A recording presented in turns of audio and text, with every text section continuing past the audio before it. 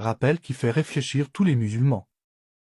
Un frère nous dit, je vais vous raconter l'histoire d'un ami que je connaissais. Je le connaissais avant de m'être converti à l'islam. Il était originaire du sud de Londres, tout comme moi. Il était scolarisé dans le même collège que moi et il avait 1 an de moins que moi. Avant de s'être converti à l'islam, il n'était pas une bonne personne. Il dealait de la drogue dans la rue. Il avait une mauvaise réputation. Mais alhamdoulilah, Allah l'a guidé vers l'islam. Et je m'en rappelle que quand j'ai appris qu'il était devenu musulman, j'ai été très heureux pour lui. Mais étant donné les circonstances et ce que je faisais dans la vie à cette époque, je n'ai pas pu le voir et lui parler. Un jour, un frère que je connaissais m'a appelé. Et vu que ça faisait longtemps que je l'avais pas vu, je suis allé le voir. Et quand je suis arrivé, je suis tombé sur le frère dont je vous ai parlé, celui que je connaissais avant de m'être converti.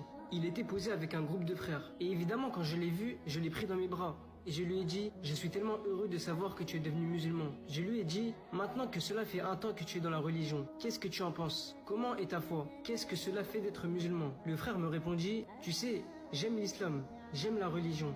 Mais pour être honnête avec toi, je galère un peu. Je trouve cela difficile de suivre la religion.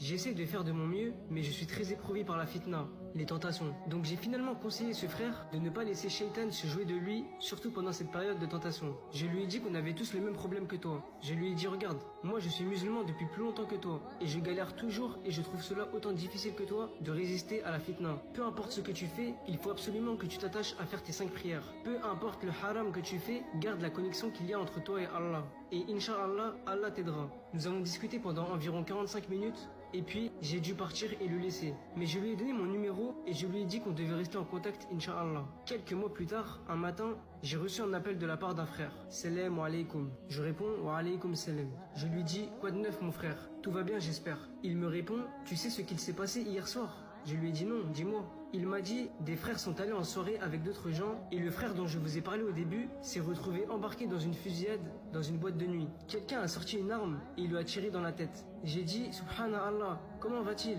Est-il à l'hôpital et dans lequel? Pour que je puisse aller le voir. Il me répondit, non Harry, il est mort. Je lui ai demandé, où est-il mort? Dans la boîte de nuit? Il me répondit oui, il est mort en boîte. Maintenant, pourquoi est-ce que je vous raconte cette histoire? La raison pour laquelle je le fais, c'est pour que vous réfléchissiez sur votre vie. Vous faites des plans, mais Allah est le meilleur des planificateurs. Beaucoup d'entre nous pensent qu'ils ont encore le temps. Beaucoup se disent, tu sais, je pratiquerai ma religion plus tard dans ma vie. Je vais profiter de ma jeunesse et Inch'Allah quand je serai vieux, j'appliquerai la religion sérieusement. Mais qui t'a dit que tu avais signé un contrat qui stipule que tu pourras vivre jusqu'à un certain âge? Qui peut t'assurer que tu seras encore en vie demain? Donc en tant que musulmans, nous devons réfléchir et faire attention. Une autre chose que l'on doit garder à l'esprit, c'est que subhanallah, je suis ici en train de faire ce rappel 4 ans plus tard après la fusillade. J'ai complètement oublié ce frère. Et personne ne parle de lui. Donc c'est une autre chose à laquelle nous devons penser. Aujourd'hui, tu es la star. Tout le monde te connaît, t'appelle au téléphone. Mais quand tu seras mort, la vie continuera sans toi et les gens continueront à avancer. Tu dois donc bien réfléchir sur ta vie.